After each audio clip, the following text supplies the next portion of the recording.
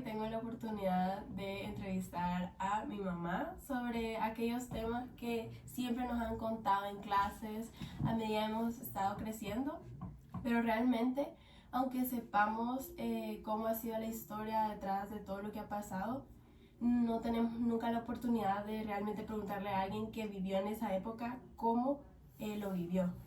Por eso el día de hoy estoy con mi mamá para hablar un poco sobre aquellas situaciones que pasaron en su época. Así que, mamá, no sé si te acordás de algún suceso o evento que pasó cuando estabas chiquita. Pues quizás desde pequeña lo que más me recuerdo fue lo de la guerra, ¿verdad? Porque yo estaba bien pequeña y vivíamos en San Vicente. Vivíamos en la Novena cerca de donde está el río Acaguapa. Entonces era fácil para que en el momento decíamos los guerrilleros, eran los soldados y los guerrilleros, el pleito que había. Entonces en varias ocasiones ellos por esa calle se metían, entonces cerca del río subían hasta llegar a esa calle y de ahí se agarraban, digamos, a dispararse, ¿verdad? Entonces como las calles ahí las colonias no eran así que privadas, ¿verdad? Sino que vos vivías a la orilla de la calle, ¿verdad? Tu casa. Entonces nosotros pues nos escondíamos, nuestros papás nos resguardaban y mi mamá hasta debajo de las camas acondicionaba para que ahí estuviéramos y solo escuchábamos los disparos que pasaban las balas, ¿verdad? Cerca de la casa. Gracias a Dios pues nunca impactó adentro de la casa, pero sí el temor, ¿verdad? De pequeños era feo, pues, ¿verdad? Era terrible estar en esa situación. Y aunque yo tenía como 6 años, pues siempre daba temor, ¿verdad? Esa situación. Y que en cualquier momento, pues, pasara algo peor de eso. Sí, también recuerdo que en el colegio siempre nos comentaban sobre el tema de la ofensiva final, pero realmente yo nunca he tenido la oportunidad de preguntarle a alguien que vivió eso cómo fue. Entonces, no sé si te acordás de cómo fue. Como digamos que eso fue aquí en San Salvador. En San Salvador yo vivía en San Vicente, pero claro, las noticias todos los días salían, siempre las ofensivas, que se estaban disparando por un lado, que bombas y las noticias, eso era casi que todos los viernes pasaban un reporte en la tele, en Canal 6 parece que era, en donde pasaban un reporte de todo las pajas que había tenido la Fuerza Armada, donde estaban los guerrilleros. Entonces a mí eso sí me daba como aflicción, ¿verdad? Cuando yo veía esas noticias, yo decía, ¿por qué salen los guerrilleros? Que ¿por qué salían ahí? Pensaba yo que ya los tenían ubicados y decía, ¿y por qué no los matan? Pues si ahí están y bien saben dónde están, o sea, relativamente pues estaba pequeña, era eso de la guerra. Entonces llegó para el momento de esa ofensiva, sí, vea, lo mismo, las noticias, se escuchaba de todo, pero lo más triste, porque bombardeaban, vea, decían, en tal lugar bombardearon, en las colonias por Soyapango, Las Margaritas, toda esa zona fue bien triste para la gente porque lo que me tocó vivir a mí junto con mi familia fue que unos padrinos que eran bien cercanos, son bien cercanos con nosotros, le bombardearon la casa, le cayeron esquirlas, le destrozaron el techo, le cayó a todas las cosas que ellos tenían, se le dañaron. Entonces ellos prácticamente salieron huyendo de su casa como pudieron y se resguardaron en la casa de nosotros en San Vicente. Y al final, pues después de todo el proceso, ellos quedaron con ese temor. Ellos tenían un niño de 3 años y eso les dio tanto temor por la vida de ellos y de su hijo que decidieron emigrar. Entonces ellos se fueron para Estados Unidos, casi que con la familia, hermanos de mi madrina, la mamá, todos se fueron para Estados Unidos. y dejaron prácticamente todo aventado, pues, o sea, ya no se podía rescatar nada, pues. Entonces, muy triste porque creo que igual que ellos les pasó a mucha gente eso mismo, ¿verdad? Tener que irse de su país para con tal de pensar en su seguridad, ¿verdad? Sí. Sí, creo que muchas personas durante la guerra, cuando vivían esas situaciones, la mayoría optaban por irse del Por país. emigrar, sí. Sí, Se dio muchísimo y también se dio de que en esas idas a veces se iban los papás, ¿verdad? Para después mandar a traer a los hijos. Entonces en esas idas a veces los niños se quedaron con las abuelas y a veces y a los papás ya solo era de mandarles dinero a los cipotes y también se dio mucho que los bichos perdieron un poquito su seguridad con sus papás y se dedicaron a otras cosas que no fueron muy productivas tampoco, ¿verdad? Sí, también desencadena más consecuencias. Entonces ahí fue la situación de que vinieron hasta más los pandilleros, y los mismos que tal vez se habían ido regresaron con más mañas, se puede decir, ¿verdad? Y ocasionó que estos niños que estaban como un poco frágiles fueran cayendo en ese jueguito, sí. Y al principio se vio como una moda, hasta salían como así, o sea, los pasos o sea, al principio daba como chiste, ¿verdad? Porque veías a los bichos con unos pantalones todos flojotes, impulsivos, hasta la forma en que hablaban, ¿verdad? Pero, o sea, todavía no se hablaba de que de ellos hacían muerte, que mataban y todo eso, ¿verdad? Empezaba esa situación, pero de lo mismo se originó siempre de esa emigración de los papás hacia Estados Unidos, ¿verdad? Que se desintegraban la familia. Sí. Y no sé si recordás que un día me contaste que cerca de donde vivías había un bicho que andaba como en eso de la mara, no sé si te acuerdas. Yo tuve una compañera que cuando empezó a hacer las maras, íbamos como a 9º grado, allá por 90 más o menos, 89, 90. Y ella andaba de novia con un cipote y decían que el bicho era pues marero y era lo mismo que salía, pues sí, vos, así con la forma de hablar. Entonces la cipota se crió con su abuela y entró en un vínculo con este muchacho, ¿verdad? Y todas nosotros la aconsejábamos porque estábamos en un colegio católico y la aconsejábamos y le decíamos, mira, no está bien. Pero ella no, ¿verdad? Decía ella que estaba enamorada del cipote. Y lo triste fue de que el bicho en sus locuras, quizás lo mismo entre las drogas y todas las situaciones que envolvía ese ambiente, ¿verdad? En ese momento, porque también estaba involucrado, empezaban con eso de que la droga, el crack, no sé qué, que era lo que consumían los cipotes. Y el cipote cuando estaba bien, ¿verdad? Entonces andaba en situaciones negativas, malas, se suicidó. Y lo triste fue para ella, pues, ¿verdad? Porque ella lloraba por el cipote. Pobrecito, pues, porque también él solo, pero, o sea, vuelvo a lo mismo, ¿verdad? Los papás no estaba con los papás le ayudaban económicamente. Y sí llegó a suceder eso, ¿verdad? Que él sí lo viví yo, o sea, la vi a ella triste. Y todo lo que había pasado con el muchacho con un cipote, porque era un bicho, pero. Entonces, sí, es muy triste. Muy triste. Sí, Empezaba eso de las maras. Sí. Cambiando también de tema, no sé si recordás algo sobre la reforma educativa o sobre ese tema. De la reforma educativa, ¿verdad? Entonces empezaba yo a trabajar y salí del colegio y ahí en la misma institución tuve la oportunidad de dar clases en el área de bachillerato, en secretariado, que era en lo que yo había salido. Entonces, en ese año, justo ese año, en esas fechas, se dio la reforma educativa. Y entonces nos mandaron a capacitación, se intentó hacer que las clases fueran más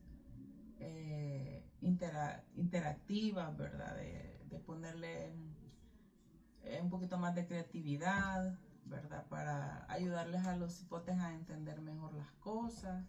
Ya no solo el típico maestro que está sentado, ¿vea? Y que medio explicaba, ¿no? Ya era de ponerle un poquito más de creatividad a las clases para mantener más activos a los hipotes, vean, o hacerles algunas dinámicas, o sea, fue más de interactuar más con los alumnos, ¿verdad? Entonces me tocaba viajar para Santa Tecla, y aquí nos daban las capacitaciones.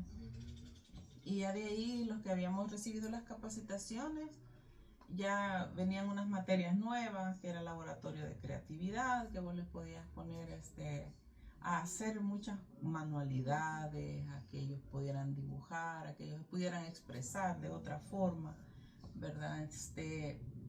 Y también a mí me tocó dar también incluso esa clase. También les agregaron seminarios, ¿verdad? Que tenían que crear un proyecto y echarlo a andar. Y bueno, muy bonito, tenían que tener una defensa. Y la verdad que fue muy bien. En los hipótesis le dio un poquito de temor porque anteriormente estaban los tales privados, le decían, ¿verdad? Que el privado era un examen que te hacían a finalizar. Como el avance.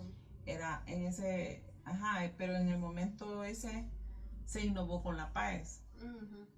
Entonces la PAES era similar a los privados. Sí. Entonces en los privados decían, no, si no pasaban los privados, nos decían, a mí me contó mi papá, ¿verdad? Si no se pasaban esos privados, no pasabas, no te daban el título, ¿verdad? Era un requisito importante y tenía una nota que así tenía que ser.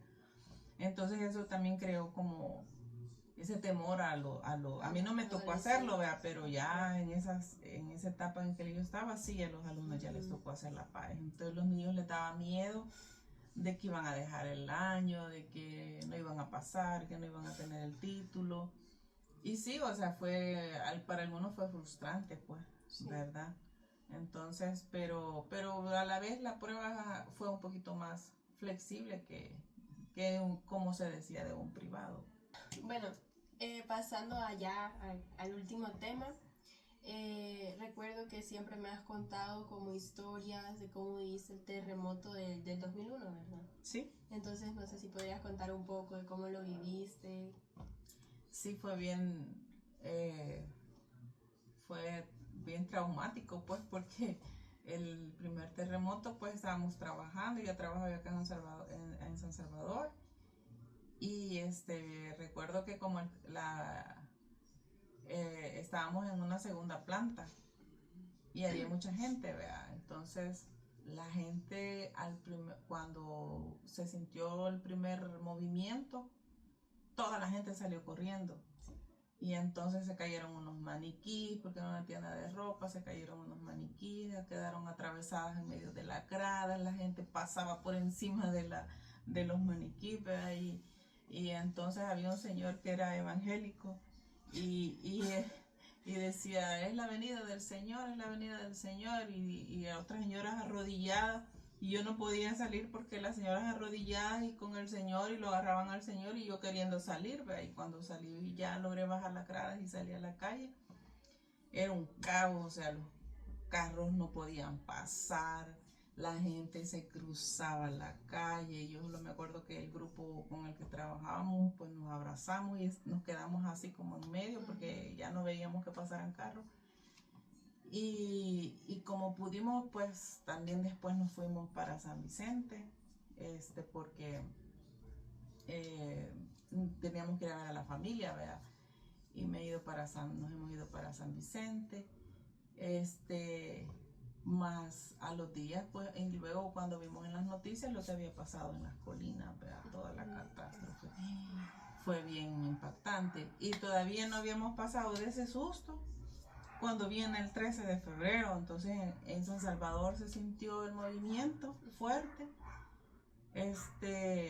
y como yo trabajo con mi cuñado, me dice, él venía de San Vicente y me dice, el terremoto fue en San Vicente, me dijo, y nos hemos ido, o sea, ahí sí, nos fuimos para San Vicente y todo, y la catástrofe había sido allá, o sea, era terrible ver como las casas eran de adobe, repelladas de cemento, pero eran de adobe, entonces las casas, toda la fachada en el suelo, o sea, desde la entrada al pueblo ya las casas caídas.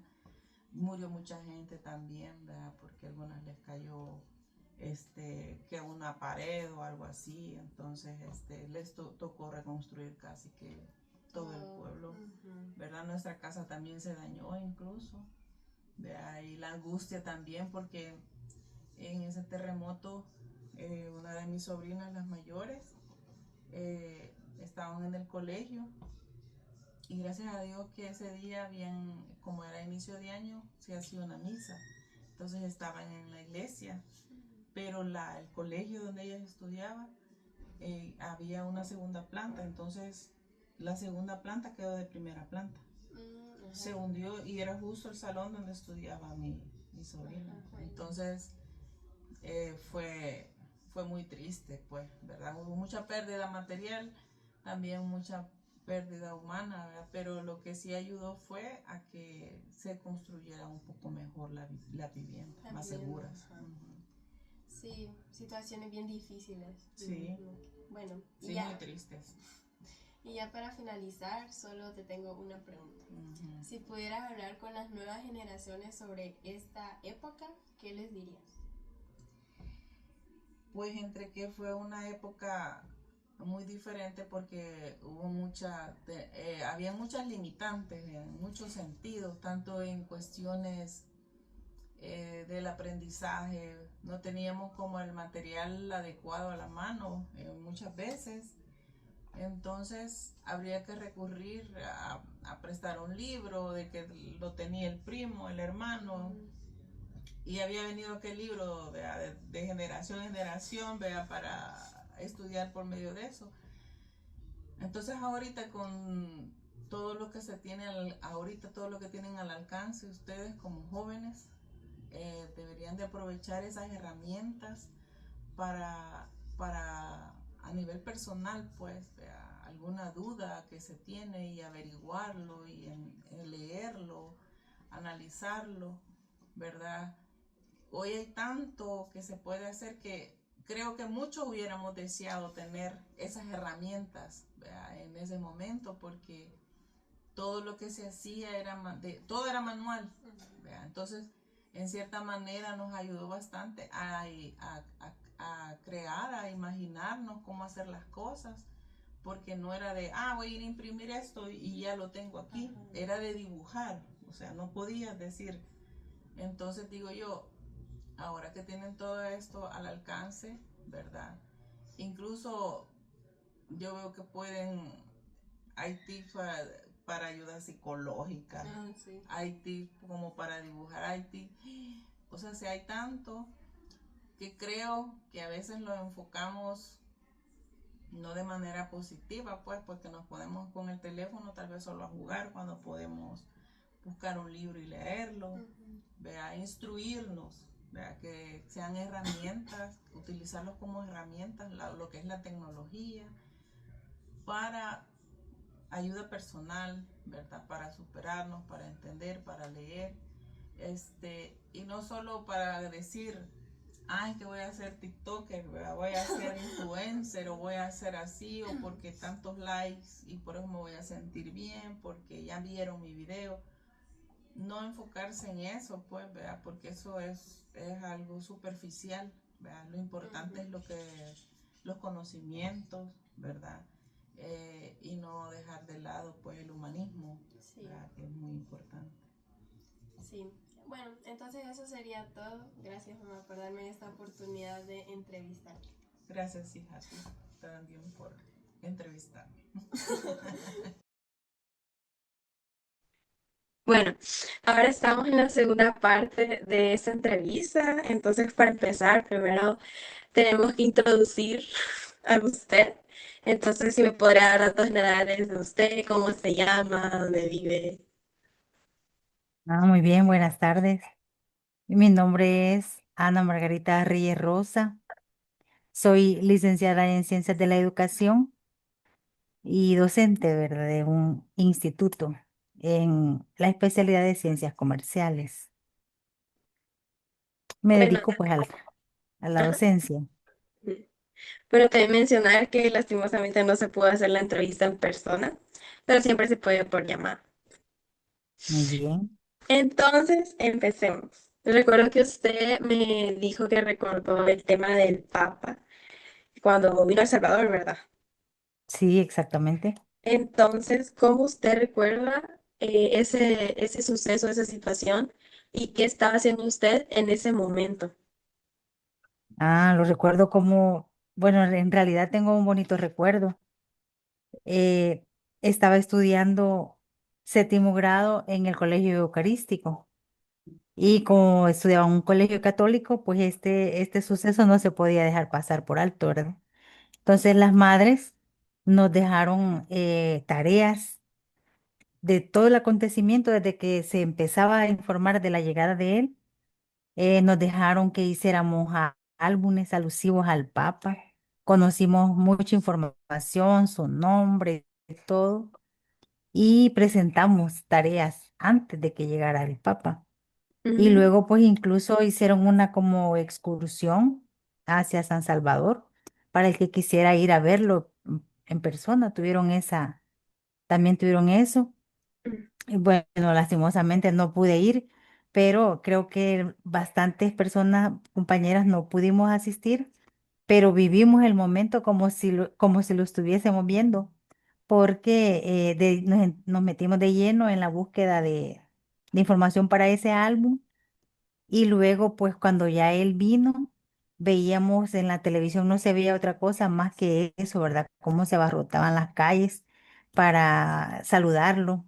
Y pues fue un momento muy bonito porque en ese tiempo también el país estaba en medio de una tensión de guerra y el Papa vino acá a dejar un mensaje de paz y de reconciliación para todo El Salvador, que estaba en un momento muy difícil por la guerra.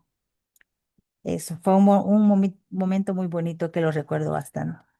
ay, sí, qué bonito. Mi mamá me contaba que cuando le estaba mencionando sobre los temas para hablar con usted, cabal me dijo que usted había vivido ese momento, que no se acordaba mucho, pero usted sí.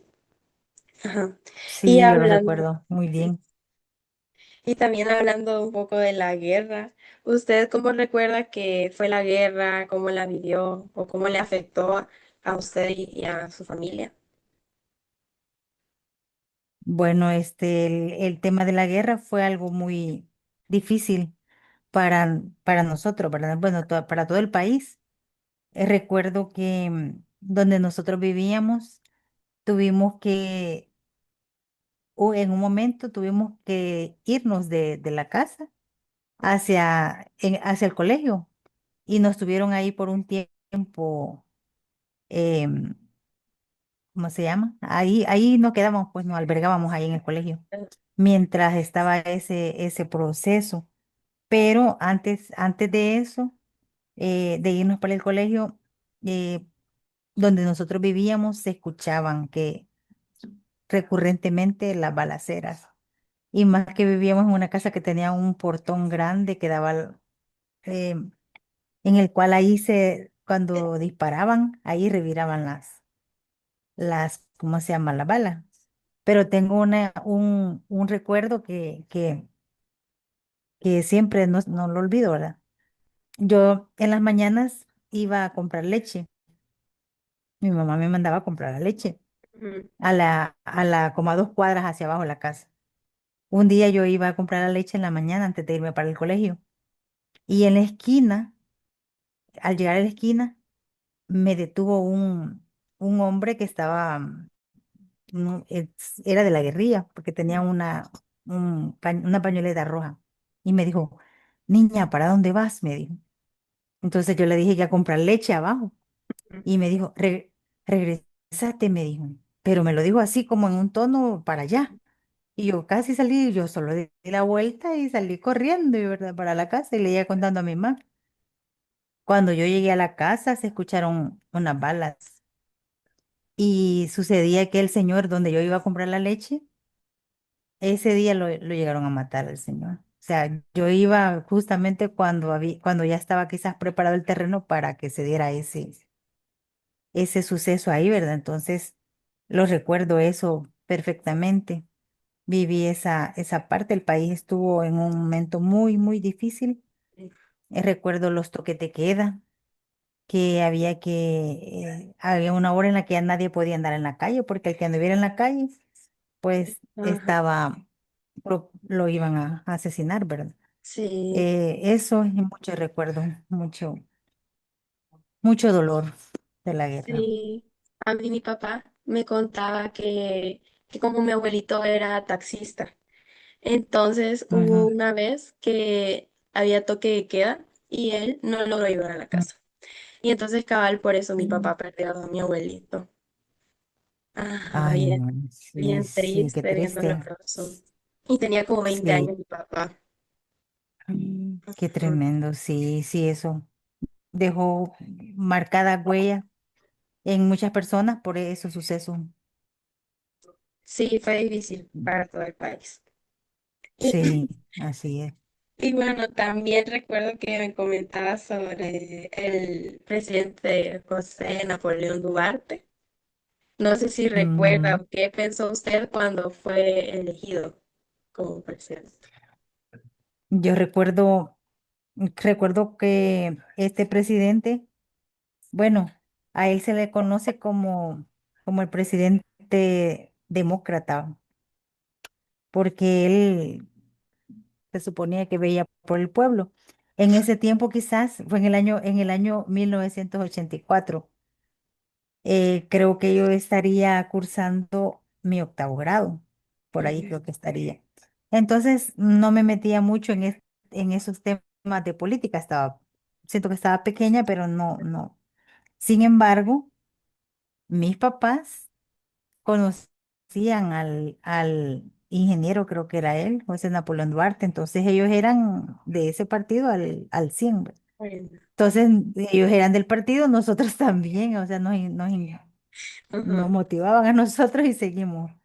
Entonces, recuerdo que en el año 84 él participó en las elecciones y junto al otro partido que era de Arena, donde iba el mayor Roberto Dawison, ujú, pero él perdió las elecciones en la primera, ¿cómo es? O sea, se tuvo que dar una segunda vuelta en esas elecciones ujú, para que se decretara que el ingeniero José Napoleón Duarte era el presidente. Bueno, según lo que yo recuerdo, em, pues hacía, tenía buenas buenas acciones. acciones, pues tenía buenas acciones para con el pueblo, ¿verdad? Siempre vigilaba por los más desprotegidos. Ese es lo que vimos, ¿verdad? En Ujú, junio del 84 él asumió la presidencia y esto marcaba siempre en ese año, el país todavía estaba en esa guerra, ¿verdad? Y, ujú, este, y esta elección dio inicio a un capítulo democrático en el país, ujú. ¿verdad? Lastimosamente después él, no sé si él ya había terminado su periodo cuando él enfermó y pues ahí ya, pues ya después ya cambió, pero él también, si no me equivoco, fue uno de los líderes que propició los diálogos para los acuerdos de paz. Ajá. Sí, sí hizo buenas cosas él, a pesar de la situación, hizo lo que pudo. Sí, así es. Sí. Y ya que tocó el tema de los acuerdos de paz, ¿usted cómo recuerda haber vivido ese momento cuando por fin, después de tanta guerra, la guerrilla, corrupción, gente desaparecida y situaciones muy difíciles, qué sintió usted cuando dijeron, ah, por fin va a haber paz en el país? De hecho, el tema de los acuerdos de paz siempre me trae, cuando mi hermana cumpleaños, recuerdo los acuerdos de paz, porque se firmaron el día que ella cumpleaños, el 16 de enero. Entonces se firmaron los acuerdos de paz 16 de enero, no sé, no recuerdo el año, 84, no sé, por ahí. Este, sí, verdaderamente cuando cada vez estaban los diálogos por los acuerdos de paz, eso nos mantenía con una esperanza, porque ya el mundo, ya El Salvador ya no quería más guerra. Ya habían muerto muchos inocentes, ya había fallecido incluso en esa guerra Monseñor Romero, Sí, este, y entonces ya no queríamos. Entonces, la única alternativa era que ellos lograran un acuerdo, que se pusieran de acuerdo ambas fuerzas. Entonces hicieron estos acuerdos. intentos, primero fracasaban, ¿verdad? Pero Ujú. lo siguieron intentando hasta que por fin se logró, ¿verdad? Que Sí, llegaran al acuerdo de pues dejar las armas. Y creo que en este momento surge lo que era la Policía Nacional Civil, porque esa no, que es la PNC de ahora, ¿verdad? a la PNC. Ahí surgió la PNC porque antes de eso no existía, solo existía la Fuerza Armada. Entonces Ajá. como que tuvo que haber otra entidad, tenía que aparecer otra figura Ujú. que no fuera, que se suponía que tenía que ser como imparcial, ¿verdad? Pero ahí en esa Policía Nacional Civil, pues había gente que podría haber estado em, quizás formando parte de la guerrilla, tal vez, ¿verdad? No sé. Y de la otra, pero era otra fuerza, no era La en fuerza. la misma Fuerza Armada. Ajá. Entonces tuvo realce esta, la Policía Nacional Civil, en ese momento. Y pues fue una etapa muy, pero muy importante en la vida de los salvadoreños. Sí, en el país cambió la situación que se estaba viviendo. No me acordaba Exacto. que mi tía cumpleaños ese día. Ahora por eso me voy a acordar. Cuando me pregunte. Ah, Em, También mencionó la muerte de Monseñor Romero, que siempre ha sido como el tema tabú antes para la sociedad, porque nuestro profesor se llama profesor Alvin, que es nuestro mm, profesor de sociales, nos decía que antes cuando sucedió eso de la muerte de Monseñor Romero, era un tema que nadie podía hablar y que no se exacto. mencionaba porque te podían escuchar y no sabías cómo ibas a terminar. Entonces, no sé Mm. si usted recuerda cómo fue que Monseñor pues falleciera. Se supone, Monseñor Romero tenía una filosofía en la que él siempre, en todas sus homilías, yo como recuerdo que estaba pequeña, estaba entre el octavo grado, no sé qué edad tenía, pero creo que no tenía los 15 años todavía, o tenía los 15 por ahí, entre los 3 y los 15 años. Entonces, este, yo sabía de él y las misas que hacía, luego he leído alguna información de él, y él siempre, siempre, en todas las homilías, él siempre estaba velando por los más pobres, Ujú.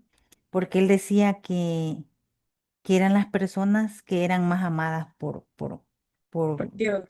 por Dios, Ujú. las más pobres porque eran las personas más desprotegidas.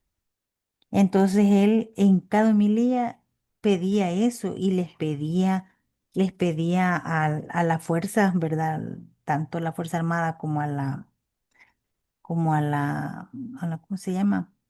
A la guerrilla, La realidad. que dejaran las armas, porque al final a los que estaban afectando eran a estos pobres, a los que no, pues, no tenían cómo Ajá. protegerse.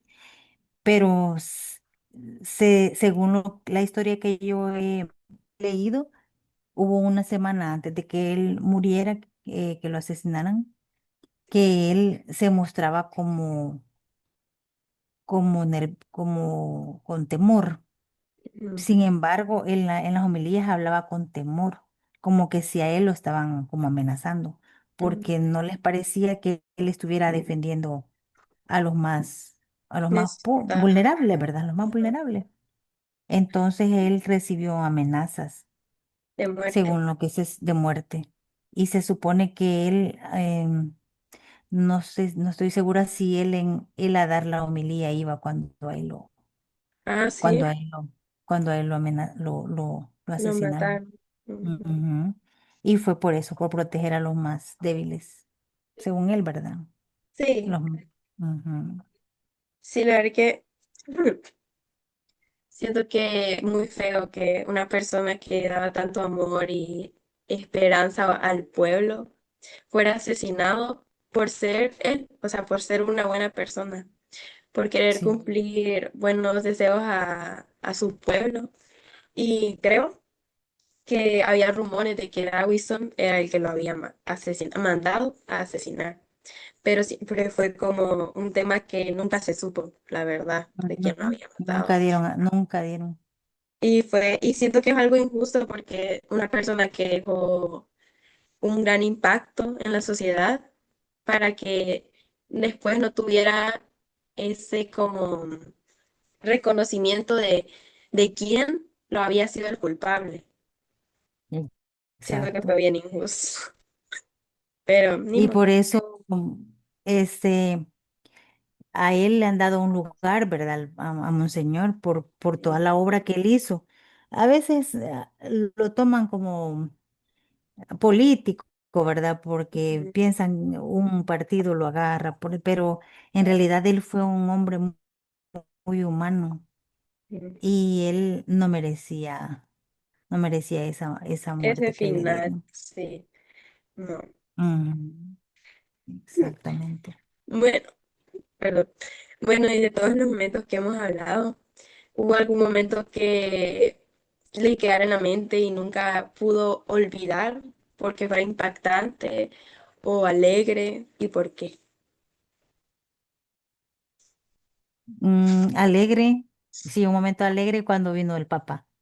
El Es que no sé qué tenía él, no sé qué irradiaba, no sé, pero yo lo vi en la televisión y él saludaba a medio mundo y yo me sentí saludada por él cuando lo vi en la televisión y me llenó de mucha emoción saber que venía a este país y que el país, quizás también lo más impactante fue el momento, como decir, estamos en guerra y viene él, es como venir a traernos como a esperanza, traernos una esperanza.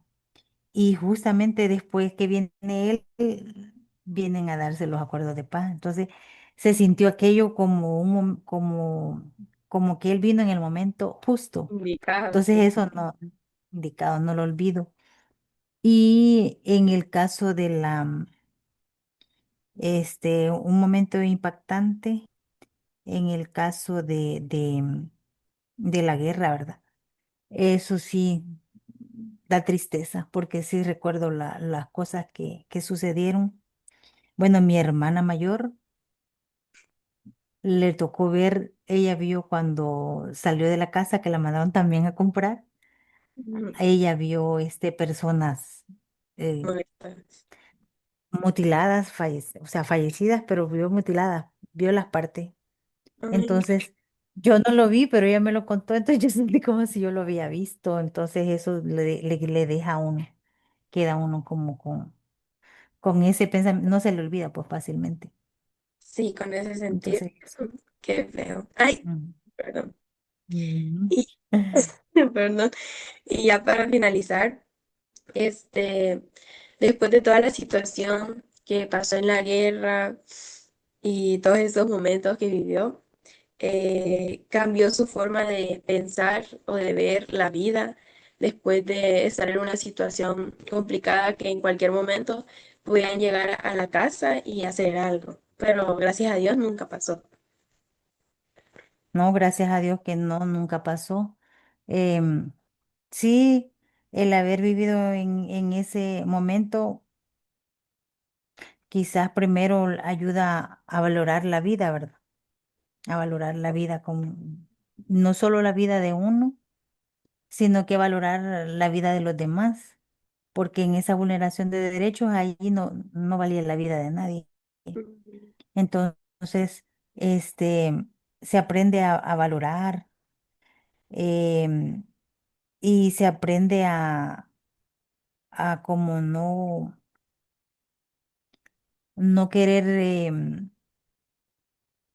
¿cómo se llama? Tratar de vivir en paz con las personas, tratar de hacer valer, porque si una guerra terminó con con diálogos, Ujú. no sé cuántos intentos de diálogo, entonces me lleva a mí a la situación de que cuando tengamos cualquier conflicto con alguien, todo se va a superar conversando con las personas, no haciendo la guerra, o sea, no Ujú. buscando, y que siempre, por lo de Monseñor Romero, siempre proteger a a los que Necesita. más lo necesitan, a los más necesitados.